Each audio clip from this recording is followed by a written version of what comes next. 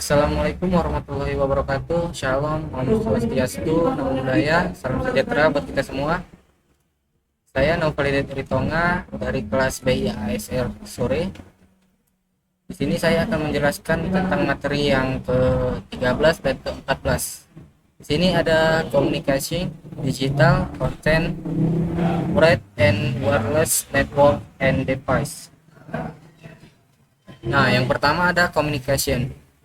Komunikasi digital adalah proses pengiriman data, instruksi, dan informasi antara dua atau lebih perangkat, seperti komputer, smartphone, server, dan load. Dan di sini ada beberapa jenis-jenis komunikasi, yaitu berkabel atau wired, yaitu menggunakan kabel fisik seperti twisted pair atau coaxial atau fiber optic. Dan ada juga wireless, yaitu nirkabel yang menggunakan gelombang elektromagnetik seperti Wi-Fi, Bluetooth, dan seluler. Komponen sistem komunikasi yang pertama itu ada sending device atau perangkat pengirim seperti PC, smartphone, dan sensor. Dan yang kedua ada communication device, yaitu penghubung ke media transmisi atau NIC, modem, dan router. Yang ketiga ada transmission media atau jalur pengiriman data atau kabel atau udara. Dan yang keempat terakhir ada receiving device, yaitu perangkat penerima data. Nah, semua komponen harus bekerja bersama agar komunikasi berhasil. Selanjutnya ada networks atau jaringan. Pengertian jaringan. Jaringan adalah kumpulan komputer dan perangkat lain yang saling terhubung untuk berbagi sumber daya. Manfaatnya ada beberapa, yaitu yang pertama ada mempermudah komunikasi, dan yang kedua ada berbagi hardware atau printer atau scanner, dan ada berbagi data dan software, dan yang terakhir ada transfer dana seperti m-banking, payment, value added network atau fund. PAN adalah penyedia pihak ketiga yang menyediakan layanan jaringan khusus seperti keamanan data dan email. Contoh Python. Nah, di sini ada jenis-jenisnya. Jenis dari jaringan. Yang pertama itu adalah atau local area network. Pertama ada area terbatas seperti rumah, sekolah, atau kantor. Dan ada juga kecepatan tinggi, biaya relatif murah.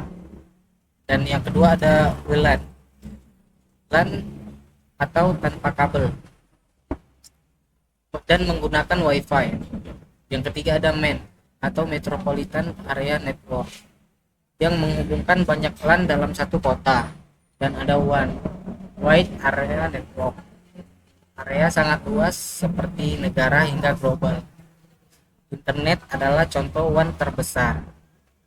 Dan ada PAN, Personal Area Network, seperti jaringan pribadi jarak dekat, contohnya Bluetooth headset atau smartphone. Dan ada BAN, Body Area Network, itu jaringan sensor pada tubuh manusia, digunakan di bidang kesehatan. Network Architecture. Yang pertama ada client atau server. Server sebagai pusat kontrol, dan klien meminta layanan. Kelebihannya itu aman, terpusat, dan kekurangannya itu biayanya lebih tinggi. Dan yang kedua ada peer to peer atau P2P. Semua perangkat setara, cocok untuk jaringan kecil, murah dan mudah tapi kurang aman.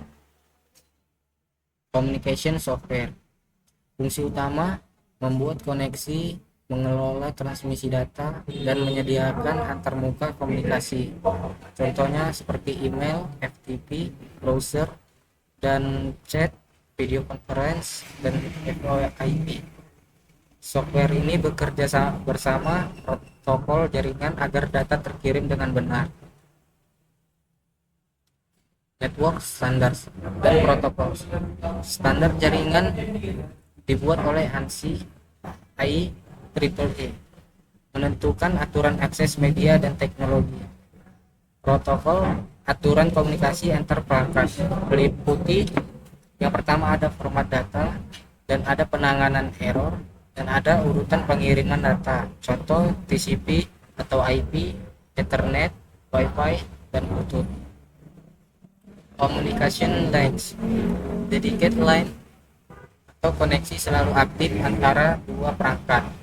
Jenis di digital di dedicated line yaitu ada kabel internet lewat jaringan TV kabel dan ada DSL atau ADSL lewat kabel telepon, FTTP atau FTTH atau FTTP, fiber optik ke rumah atau gedung, T-carrier, jalur digital jarak jauh, dan ada ATM kecepatan sangat tinggi untuk multimedia.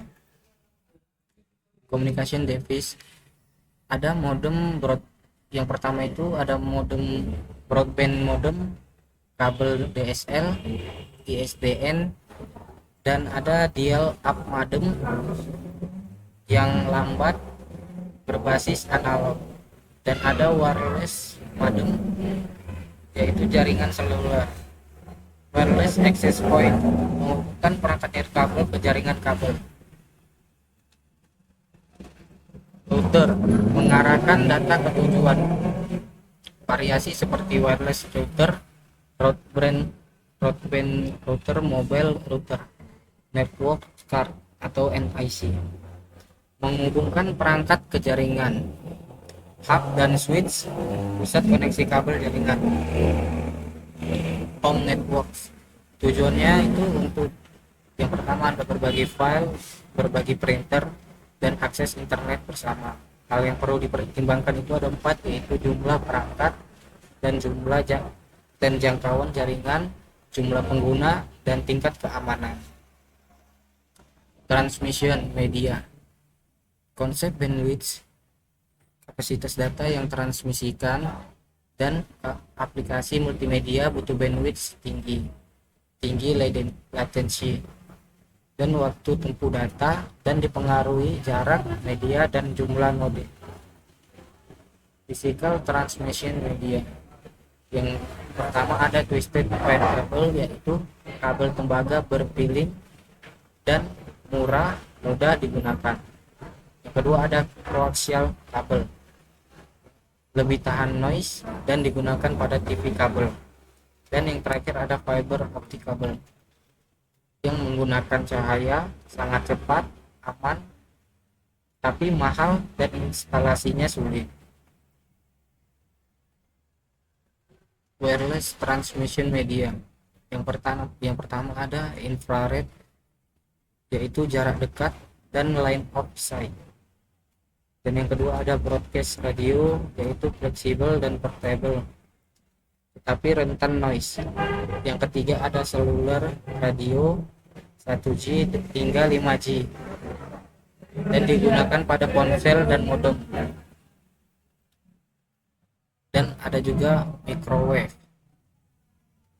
line of sight, dan cocok daerah sulit kabel. Dan yang terakhir ada communication satellite, yaitu seperti uplink dan downlink, digunakan di TV, GPS, dan internet.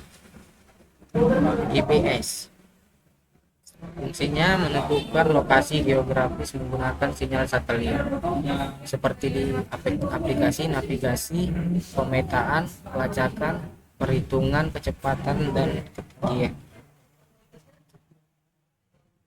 Kesimpulannya, materi komunikasi digital konten menjelaskan proses komunikasi digital melalui jaringan komputer, perangkat komunikasi, dan media transmisi baik kabel maupun nirkabel. Pemahaman tentang jenis jaringan, arsitektur, protokol, serta media transmisi sangat penting untuk mendukung komunikasi data yang cepat, efisien, dan andal dalam kehidupan digital modern. Sekian dari saya. Assalamualaikum warahmatullahi wabarakatuh.